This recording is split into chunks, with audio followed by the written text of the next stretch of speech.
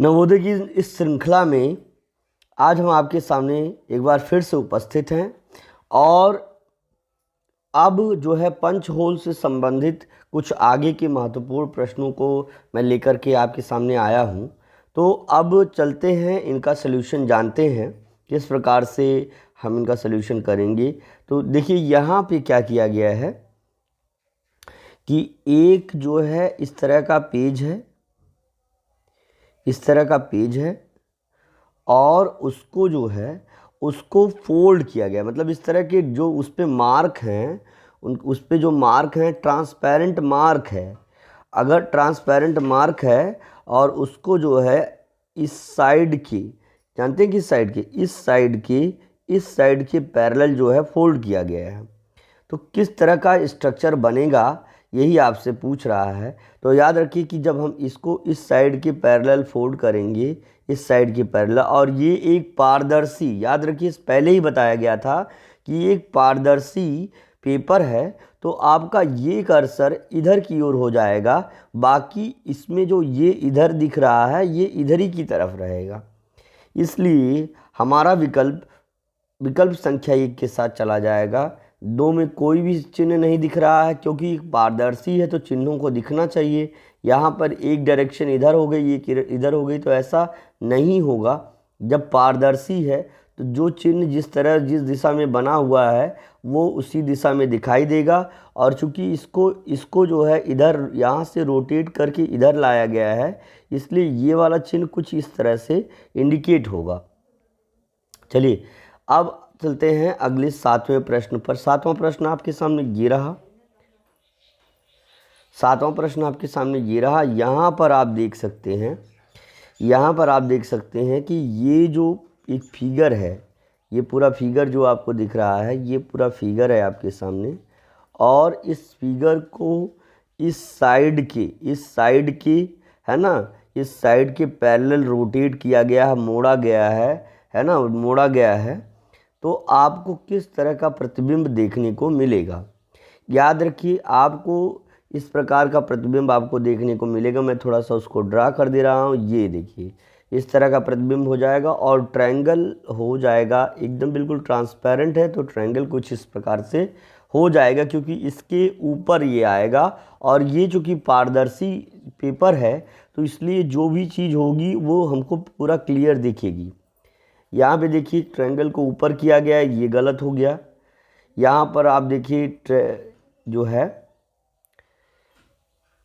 यही आपका जो है ये विकल्प आपका सही हो जाएगा। जिस प्रकार से ट्रायंगल जो है आ जाएगा सर्कल के अंदर आ गया, और ये डॉट जो है इस सर्कल के अंदर आ जाएगा।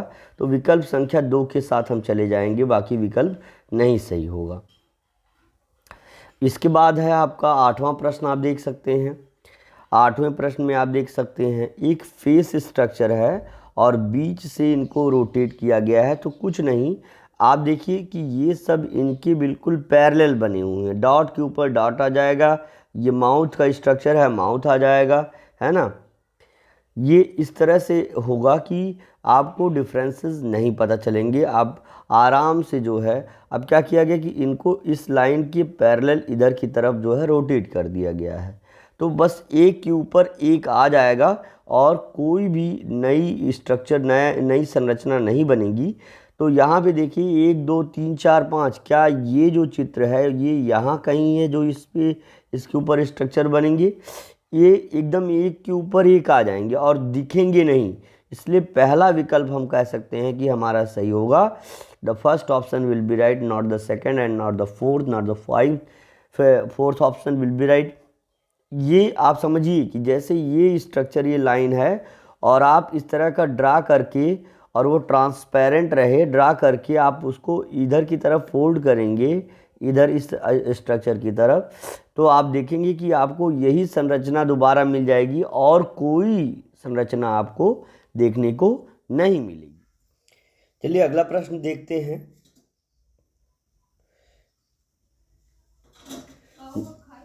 9वां प्रश्न आप देख सकते हैं। 9वां प्रश्न आप देख सकते हैं।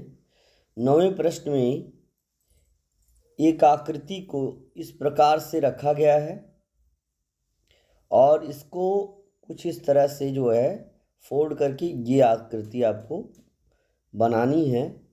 और ये जो स्ट्रक्चर है इधर वाला, इसको इसी के ऊपर इसे ला करके फोल्ड कर देना है इस तरह से। तो अब आप समझ गए होंगे, आपको इस लाइन के पैरेलल आपको इस पे फोल्ड करना है। तो पूछ रहा है कि कौन सा स्ट्रक्चर आपका होगा। पहले देखिए इस वाले फिगर में दो स्क्वायर हैं, एक स्क्वायर ये और ये स्क्वायर दूसरा ये। अब जब हम इसको ये वाली साइड से फोल्ड करेंगे तो बीच में इसके ये वाला डॉट यहाँ आ जाएगा, ये वाला डॉट यहाँ आ जाएगा, ये वाला डॉट यहाँ आ जाएगा। तो ऑब्वियसली कौन सा, अब देखिए ज़रा, जब ये डॉट इसमें आएगा तो डॉट का कुछ इस तरह का मार्क यहाँ पे बन जाएगा। ये लाइन नहीं बनी हुई है, यहाँ पे डॉट का मार्क यहाँ पे जो है बन जाएगा इस तरह। लेकिन आप देखिए इन सभी में यहाँ पे कोई मार्क नहीं है, यहाँ पे थोड़ा सा है, पूरा नहीं है। जब ये पूरा डॉट एक स्टैंड के साथ खड़ा है और इधर आएगा तो इस तरह का चौथे विकल्प की तरह का, कुछ विकल्प की तरह का आपको जो है ऑप्शन देखने को मिल जाएगा। तीसरे में, दूसरे में और पहले में डॉट्स तो आए हैं, लेकिन उनका ये जो स्टैंड था वो कहाँ चला गया भाई। जब ट्रांसपेरेंट सीट है तो सब कुछ दिखाई देगा, उस हिसाब से हमारा चौथा विकल्प सही हो जाएगा। अब 10वें प्रश्न का आप देख सकते हैं विकल्प यहाँ पर, 10वां प्रश्न आप देख सकते हैं। 10वें प्रश्न में यह एक सीट है। अब सीट के पैरेलल यहाँ पे फोल्ड किया गया है। तो जब ये सीट पूरी थी और ये हिस्सा चूँकि यहाँ है, ये हिस्सा इस तरह से कुछ यहाँ है, जब इसको यहाँ से हम जो है इस सीट को हम जो है कुछ इस तरह से यहाँ से इस तरह से करके यहाँ पे फोल्ड करेंगे तो ये हिस्सा हमको यहाँ से यहाँ देखने को मिल जाएगा, ये देखने को मिल जाएगा। ठीक है, तो ये हिस्सा हमको देखने को मिल जाएगा। तो बताइए कौन सा विकल्प आपका सही हो जाएगा प्यारे बच्चों।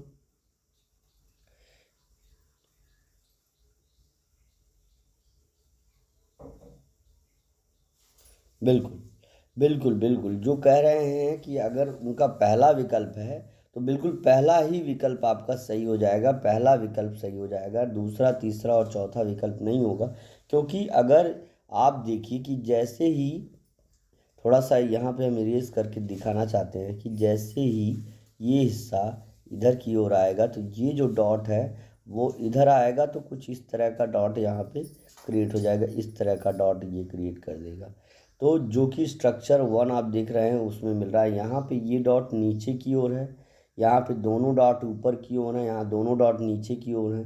चूँकि जब ट्रांसपेरेंट सीट है और उसको अनफोल्ड किया जाएगा या फोल्ड किया जाएगा तो कुछ स्ट्रक्चर जो बनता है वो उसमें सिमिलैरिटी होती है, और कुछ इस तरह का जो है स्ट्रक्चर जब फोल्ड होता है तो इस तरह से बन जाता है। तो आप विकल्प को ध्यान से समझिए, उसको ड्रा कर लीजिए, ना हो तो उसको कट करके देख लीजिए, आपको उसका स्ट्रक्चर मिल जाएगा। 11वां प्रश्न आप देख सकते हैं। जब हम इस संरचना को इस साइड की पैरेलल मोड़ते हैं तो कौन सा स्ट्रक्चर आपको मिलेगा। तो आपको दूसरा विकल्प मिल जाएगा प्यारे बच्चों। पहला तीसरा और चौथा विकल्प नहीं मिल सकता, क्योंकि जब हम इस बल्ब को इस तरह ड्रा करेंगे तो ये हिस्सा जो है, ये हिस्सा हमारा यहाँ चला आएगा, थोड़ा सा बड़ा हो गया, इस तरह से ड्रा हो जाएगा। और फिर इसके बाद जो है ये अगर हम हिस्सा ऊपर का मिटा दें तो कुछ इस तरह का स्ट्रक्चर हमको देखने को मिल जाएगा, इस तरह का स्ट्रक्चर हमको देखने को मिल जाएगा। तो संभवतः वह विकल्प जो है आपका दूसरा विकल्प है। The second option will be right dear students, है ना। चलते हैं अगले प्रश्न पर। 12वां प्रश्न है। 12वां प्रश्न आप देख सकते हैं। 12वां प्रश्न है, ये एक पारदर्शी यानी ट्रांसपेरेंट पेपर है और इस पर कुछ इस तरह का स्ट्रक्चर बना हुआ है, और जब हम इस लाइन की पैरेलल इसको फोल्ड कर देते हैं, इतने में इसको एडजस्ट कर देते हैं, यहाँ इतने में एडजस्ट कर देते हैं, इतने में एडजस्ट कर देते हैं, तो बताइए कि कौन सा स्ट्रक्चर इन चारों में से आपका बनेगा।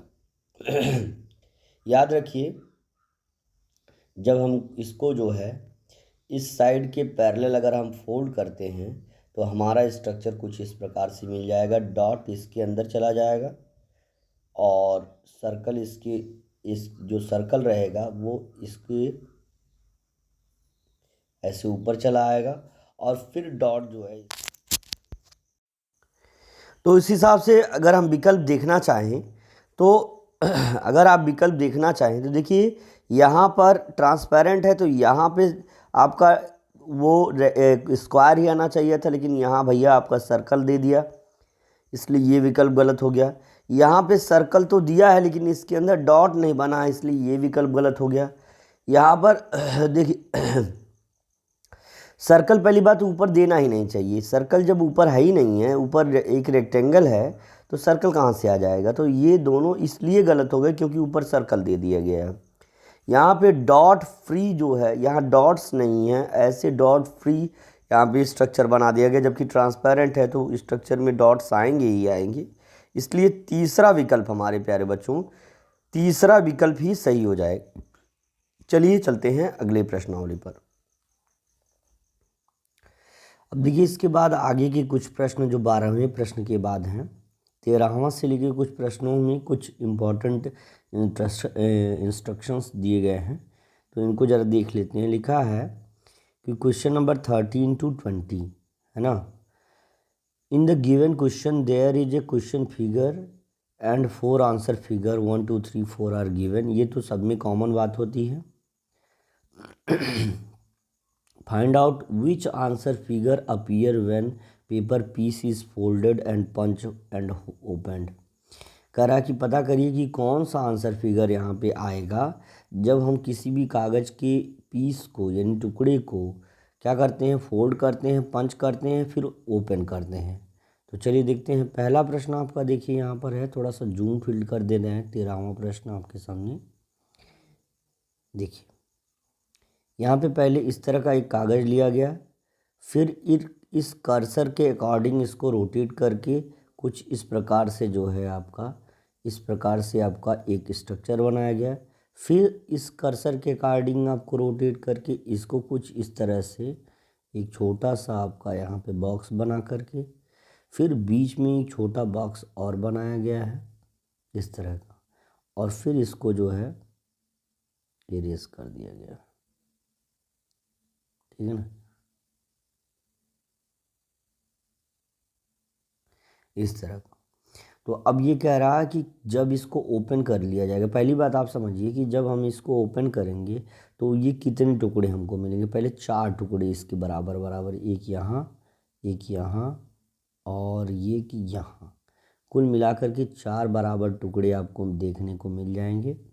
4 टुकड़े मिलेंगे और चारों टुकड़ों में इस तरह का स्ट्रक्चर कॉमन रहेगा। ये स्ट्रक्चर यहाँ भी रहेगा, यहाँ भी रहेगा और यहाँ भी रहेगा। ठीक है ना।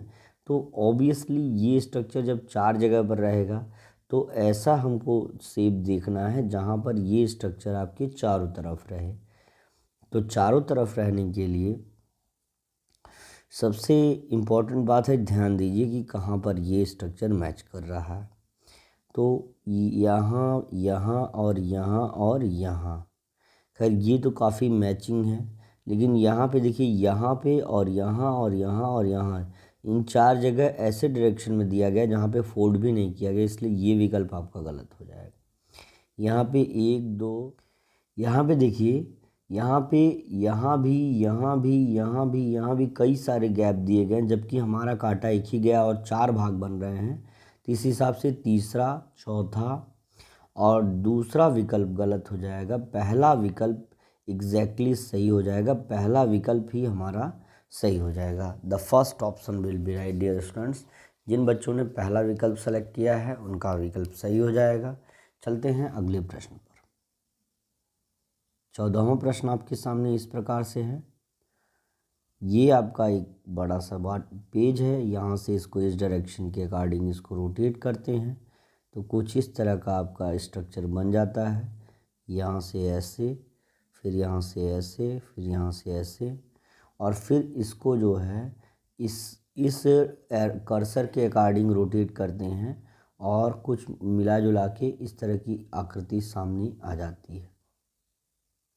और बीच में एक सर्कल प्लेस कर देते हैं इस तरह से।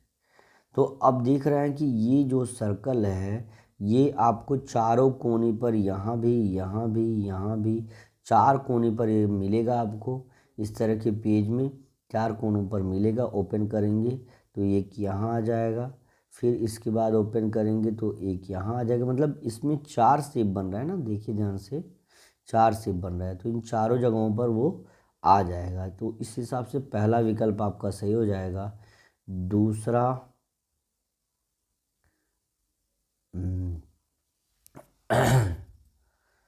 एक, अच्छा हाँ, तो दूसरा विकल्प आपका सही होगा बेटा। क्यों? क्योंकि यहाँ पे इन किनारों पर देखिए, यहाँ पर इन किनारों पर सर्कल दिया गया है, जबकि इस सर्कल कोई बीचों बीच नहीं है, लेकिन यहाँ पे देखिए एकदम कॉर्नर पर ही सर्कल बनाया गया है। यहाँ पर कॉर्नर पर ही सर्कल बनाया गया है, जबकि सर्कल हमारा इस तरह से कॉर्नर पर नहीं बना हुआ है। ये बना हुआ इधर, फिर इधर बनेगा, फिर इधर बनेगा। इस प्रकार से मान लीजिए इधर बनेगा, है ना, इधर नहीं, यहाँ बनेगा और फिर इधर बनेगा। तो उस हिसाब से हमारा विकल्प संख्या 2 बेटा सही हो जाएगा। 2 वाला विकल्प हमारा सही हो जाएगा। आप इसको कट करके पंच करके और कट करके उन पीसेस को आप चेक कर लीजिएगा। देखिए अगला प्रश्न है 15वां। यहाँ पे एक पेपर पेज कुछ इस प्रकार का एक वर्गाकार पेज था, उसको इस डायरेक्शन के अकॉर्डिंग रोटेट किया गया। फिर कुछ इस तरह का स्ट्रक्चर सामने आ गया। फिर इस साइड के पैरेलल इसको रोटेट किया गया। फिर इसके बाद जो है, अब यहाँ पे इस वाली साइड को यहाँ पे 3 जो है ब्लैक स्पॉट इस पर बनाए गए। 3 ब्लैक स्पॉट इस पर बनाए गए। 3 ब्लैक स्पॉट कुछ इस प्रकार बनाए गए। तो 3 ब्लैक स्पॉट बनाए गए। अब इसी 3 का जितने भाग हैं, ये इस 4, 3 इसमें, 3 इसमें, 3 इसमें, 3 इसमें, यानी लगभग 12। 3 तिरिका 9, 3 चौका 12, 12 ब्लैक स्पॉट इसमें मिलेंगे। तो ऑब्वियसली गिन लीजिए, 1 2 3 4 5 6 7 8, यहाँ पे 8 है इसलिए ये विकल्प गलत हो जाएगा। यहाँ पर 5 है इसलिए ये विकल्प गलत हो जाएगा। यहाँ पर 12 से ज़्यादा है, 1 2 3 4 5, मतलब 12 से अधिक है। लेकिन अगर हम विकल्प की बात करें तो तीसरा विकल्प आपका एग्जैक्टली एकदम फॉर्मली 12 होगा। 1 2 3 4 5 6 7 8 9, है ना, 3 3 6 6 3 9, कितने आ रहे हैं? 3 3 6 6 3 9, 9 आ रहे हैं यहाँ पे। और जबकि यहाँ पे 3 है। 1 मिनट, 15वां विकल्प देख सकते हैं, यहाँ 9 आ रहा है ना, 9 आ रहा है। जबकि यहाँ पे 3 इसमें आएगा तो 3 इसमें आएगा, तो 3 इसमें आएगा, 3 इसमें आएगा। उस हिसाब से कौन सा विकल्प सही होगा? चौथा ही विकल्प हमारा सही हो जाएगा। क्योंकि आप देखिए 3 3 हर सेक्शन में आ रहा है, 3 यहाँ पे, 3 यहाँ पे, 3 वहाँ पे, 3 वहाँ पे, ठीक है ना। तो आप इस चीज़ को समझ जाइए, है ना, किस तरह से आपको चेक करना है, क्रॉस कैसे चेक करना है, ये चीज़ आपको जाननी होगी, ठीक है ना। अब इसके बाद ये साइड है इस तरह की बनी हुई है, इसमें जो एक पेपर दिया गया और इसको इसके अकॉर्डिंग फोल्ड किया गया है। फिर इसको जो है दूसरे पेपर के अकॉर्डिंग इस तरह से था, तो यहाँ पे इस साइड के अकॉर्डिंग फोल्ड किया गया है। फिर आपका जो है कुछ इस तरह का स्ट्रक्चर सामने आया। फिर बीच में आपको कट किया गया है कुछ इस तरह का स्ट्रक्चर। तो पहले आप देखिए कितने भाग बन रहे हैं। एक, देखिए ये अगर हम थोड़ा सा इसको बना लें बड़ा, तो यहाँ पर कुछ इस प्रकार मिला करके इसके 4 भाग बन रहे हैं। तो 4 भाग में इस तरह का स्ट्रक्चर, ये बर्फ़ी वाला स्ट्रक्चर आएगा, जो कि यहाँ पर स्क्वायर भी आ गए हैं बीच बीच में, तो ये गलत हो जाएगा, ये भी गलत हो जाएगा। चौथा विकल्प हमारा सही हो जाएगा प्यारे बच्चों। The fourth option will be right dear students, है ना। इसी तरह मज़ेदार तरीके से आप समझते रहेंगे और करते रहेंगे अपना काम। देखिए अब यहाँ पे एक सर्कल बना हुआ है। सर्कल को पहले इसको सेमी सर्कल के रूप में कन्वर्ट कर लिया कुछ इस प्रकार से। जो साइड है आपकी देख ही रहे हैं, ये सर्कल को इसने जो है कुछ इस जो है तीर के अकॉर्डिंग इसको फोल्ड कर लिया। तो यहाँ पर हम जो है कुछ इस तरह से इसको रोटेट करके यहाँ पे फोल्ड कर दे रहे हैं और ये साइड पूरी कर दे रहे हैं यहाँ पर, ये देखिए। और फिर जो है अगले चित्र में हम जो इस सर्कल को 3 पार्ट में डिवाइड कर देंगे, ये देखिए।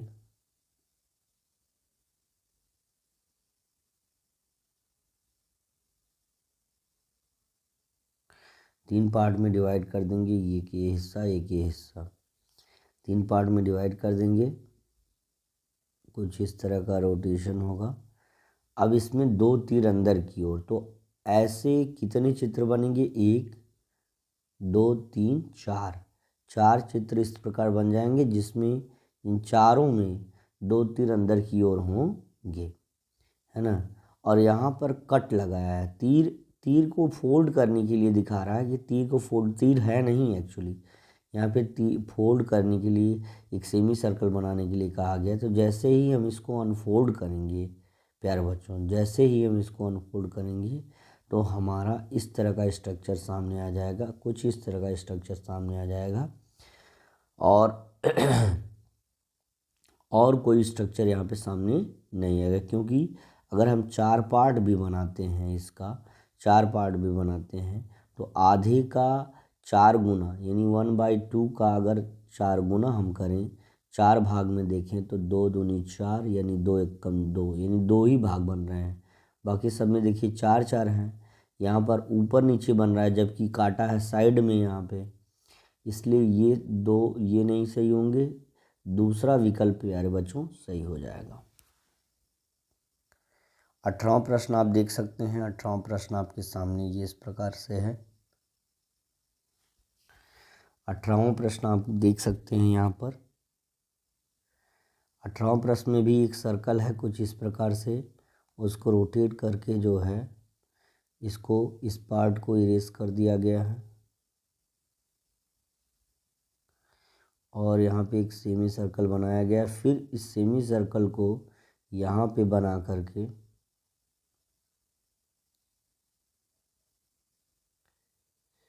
यहाँ पर ऐसे बना करके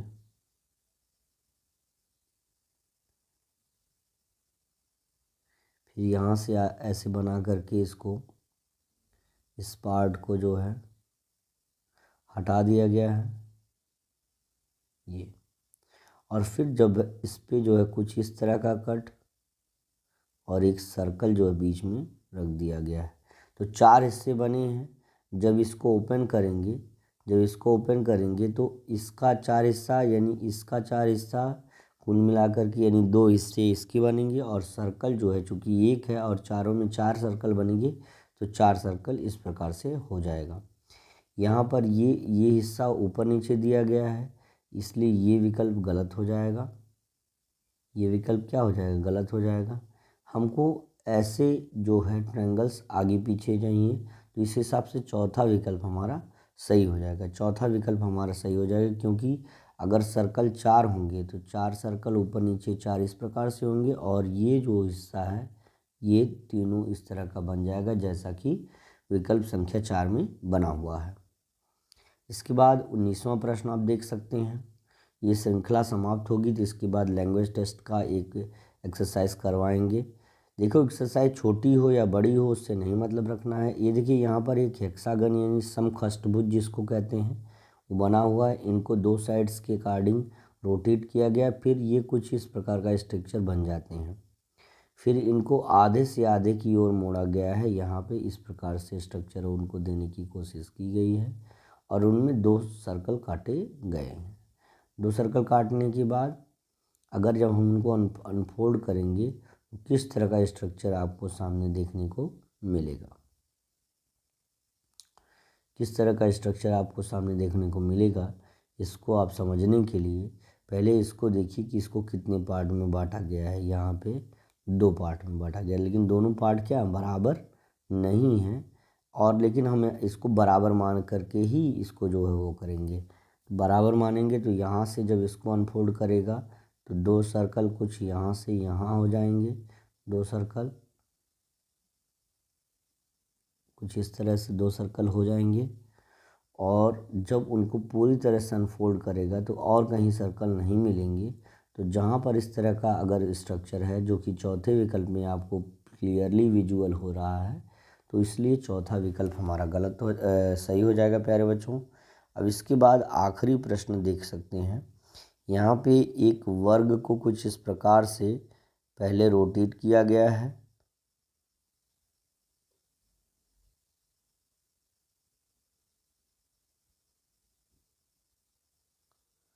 और फिर इसको जो है इस तरह का स्ट्रक्चर दिया गया है। यहाँ से कुछ इस प्रकार से रोटेट किया गया है, और फिर इसके बाद रोटेट करने के बाद यहाँ पे दो ट्रायंगल्स यहाँ पे कुछ बना दिए गए हैं, एक ट्रायंगल ये, एक ट्रायंगल ये। आप देख रहे हैं कि जैसे ही हम इनको अनफोल्ड करेंगे,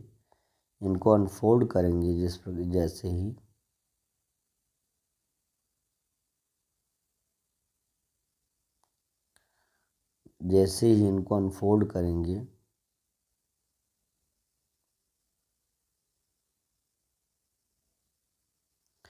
तो यहाँ पर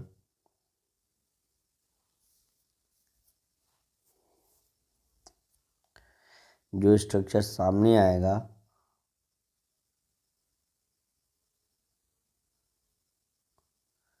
उसको आप कैसे एक्सप्लेन कर सकते हैं, बताइए ज़रा।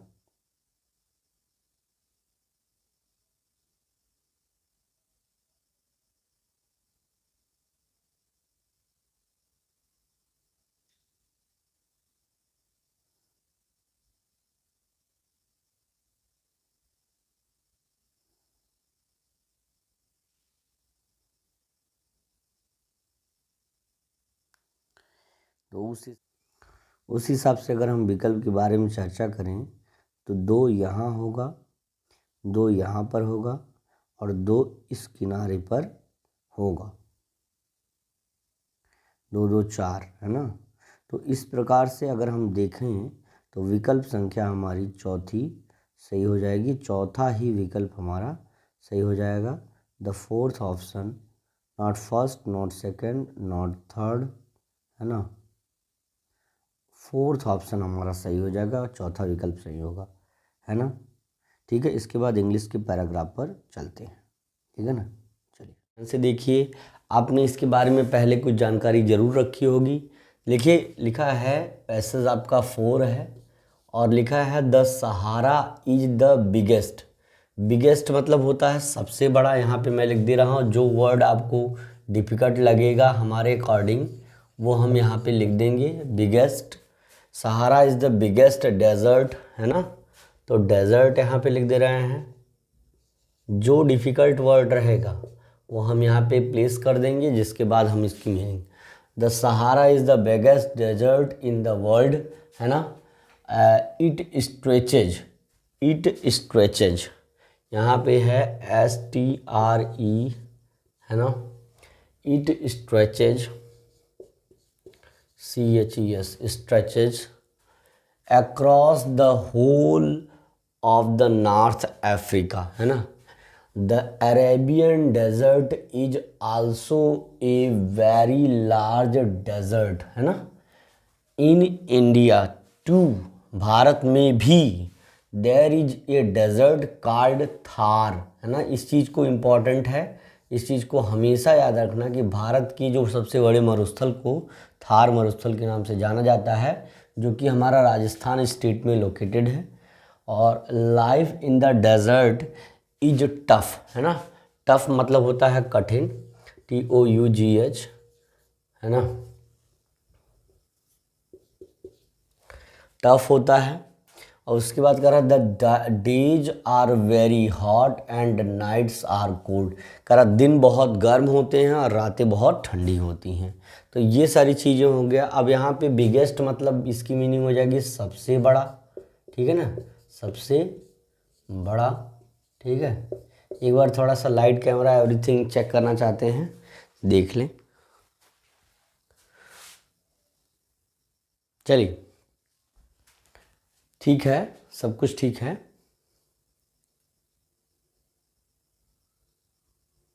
चलिए, लिखा है डेजर्ट मीन्स होता है मरुस्थल।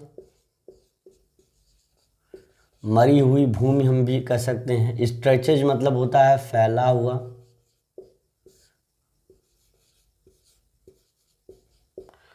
और टफ मतलब होता है कठिन। तो ये सारी चीज़ें आपको समझ में आ गई होंगी। खैर अब इसकी मीनिंग पर चलते हैं कि लिखा है Sahara is the biggest desert in the world. संसार का सबसे बड़ा मरुस्थल सहारा मरुस्थल है। It stretches across the whole world, whole of the North Africa.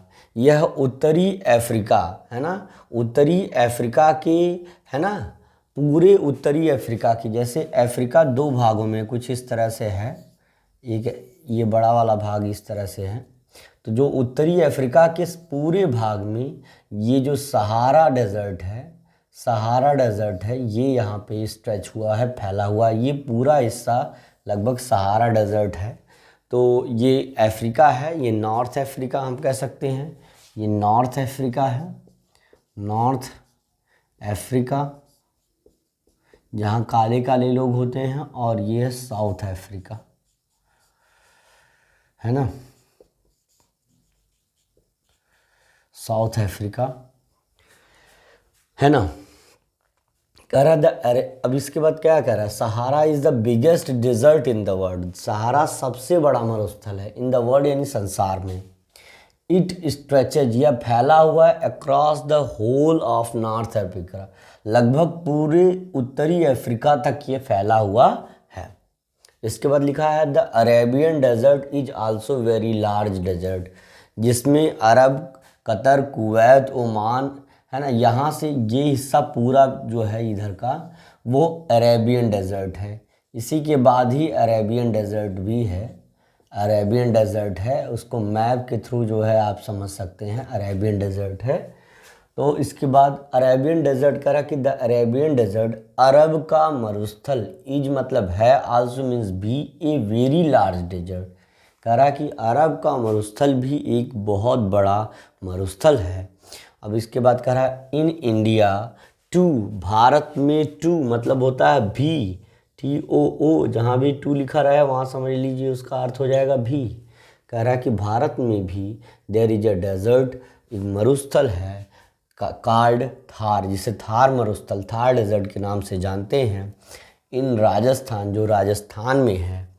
Life in a desert, मरुस्थलों में जीवन क्या है, इज मतलब है, टफ मीन्स कठोर या कठिन, the days are very hot, दिन बहुत गर्म होते हैं, एंड नाइट्स आर कोल्ड, और रातें ठंडी होती हैं। कारण इसका है कि जो यहाँ पर उपस्थित जो रेत है, रेत क्या है, ऊष्मा की तीव्र अवशोषक है, और ऊष्मा को जो जितना तेज़ी से जो गर्मी को सोखता है ना, उतना ही जल्दी उसको रिलीज़ भी कर देता है।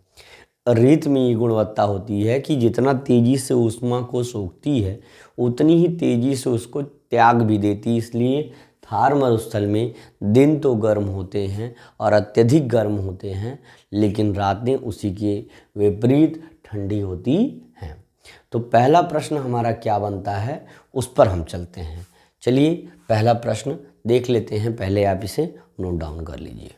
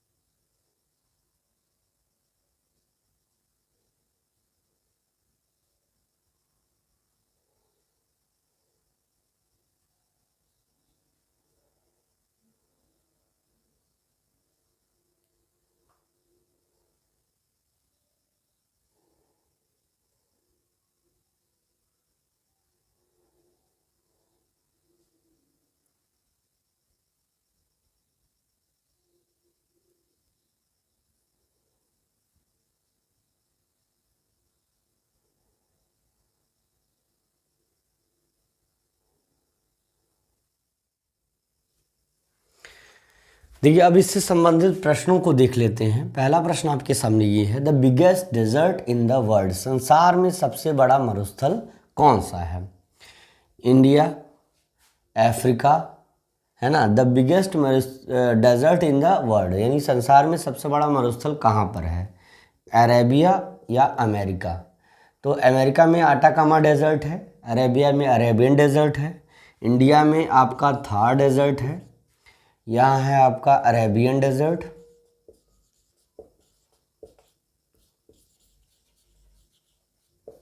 यहाँ पर आपका है आटाकामा डेजर्ट।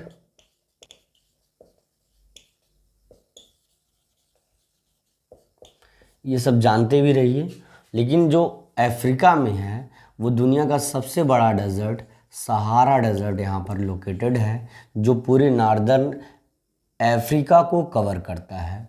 सहारा डेजर्ट, सहारा मरुस्थल, द बिगेस्ट मरुस्थल यानी डेजर्ट इन द वर्ल्ड यानी संसार में सबसे बड़ा मरुस्थल सहारा मरुस्थल है, जो अफ्रीका में लोकेटेड है। That's why option number B will be right for all of you dear students. Now we goes to the next question. In desert region, मरुस्थलों में देयर इज नो रेनफॉल, कोई वर्षा नहीं होती। इट रेन्स हैवली, बहुत तेज़ी से वर्षा होती है। तो ये स्टेटमेंट पहले ही गलत हो गया क्योंकि वहाँ बहुत तेज़ी से वर्षा होती ही नहीं।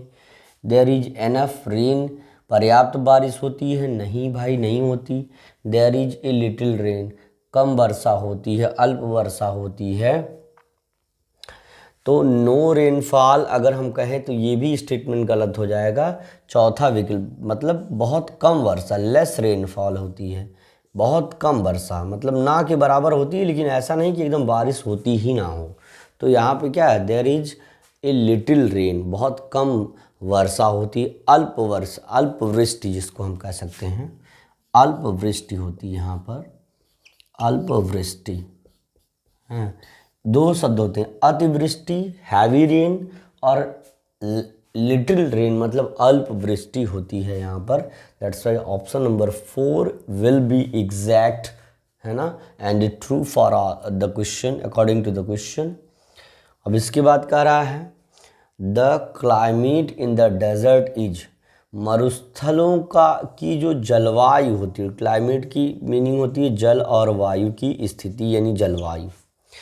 कह रहा कि जो मरुस्थलों की जलवायु होती है वो क्या होती है, प्लीजेंट यानी सुहावनी होती है, बहुत अच्छी मधुर हवा बहती है ना, सुहावनी होती है। थोड़ा सा हम देखेंगे ध्यान से इसको भी, चलिए इट्स ओके।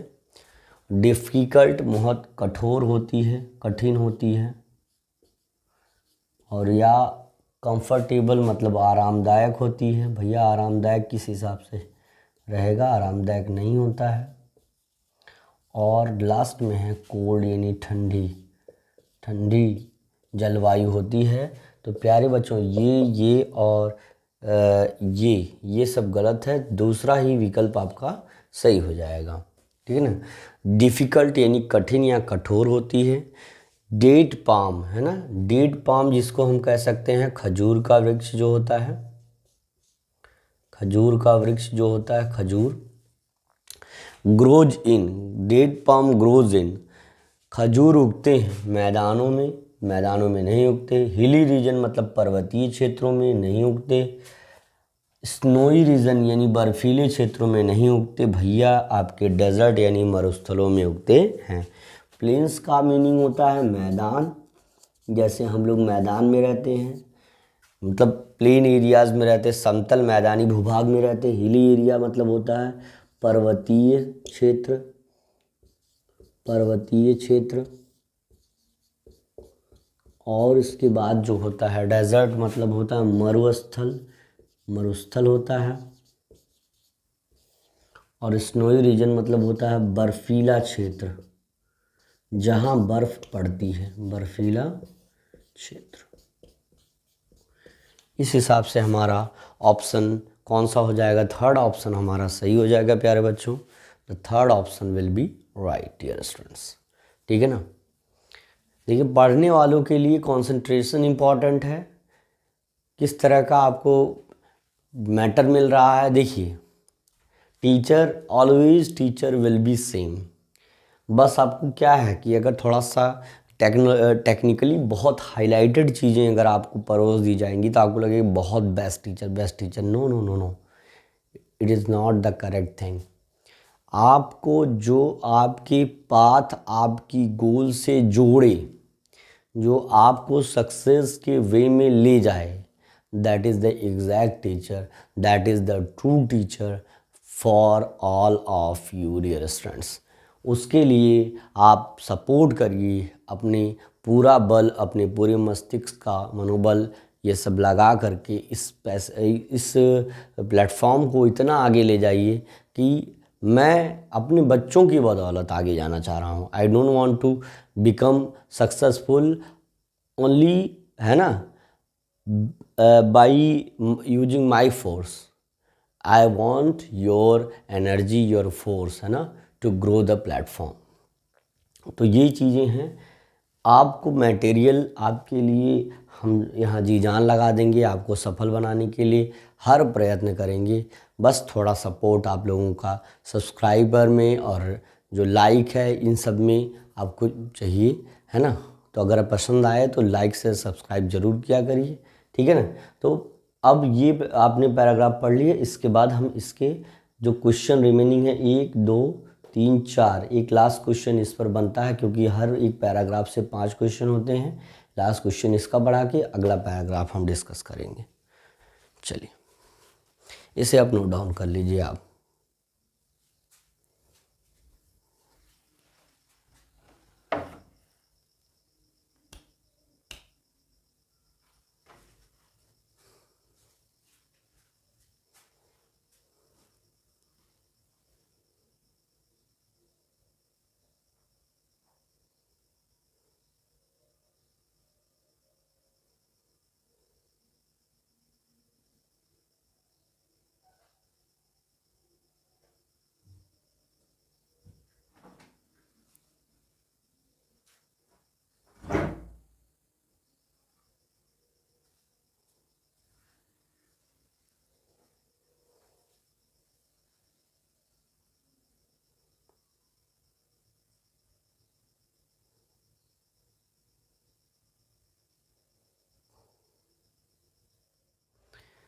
देखिए इससे रिलेटेड अगला प्रश्न है, वेरी फ्यू ट्रीज, बहुत कम वृक्ष, ग्रो मतलब होता है विकसित होना।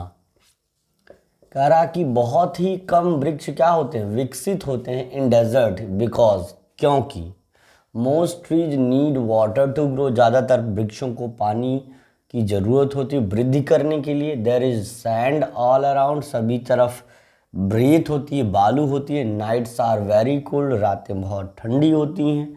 There is no one to take care of trees, कोई व्यक्ति ऐसा नहीं है जो उनकी देख रेख कर सके। तो भैया ये सब से कोई मतलब नहीं। मेनली क्या है, वृक्षों को वृद्धि करने के लिए पानी की बहुत सारी रिक्वायरमेंट होती है ना। देखिए मेंटल एबिलिटी के बाद मैंने आपको एक पैराग्राफ के बारे में समझा दिया, बता दिया, है ना। आप जो है इसे एंजॉय किए होंगे आई थिंक। तो अब इसके बाद की कक्षाएं आपकी कल रहेंगी, ठीक ना। मिलते अगले सेशन में, तब तक के लिए thank you, best of luck, see you tomorrow dear students.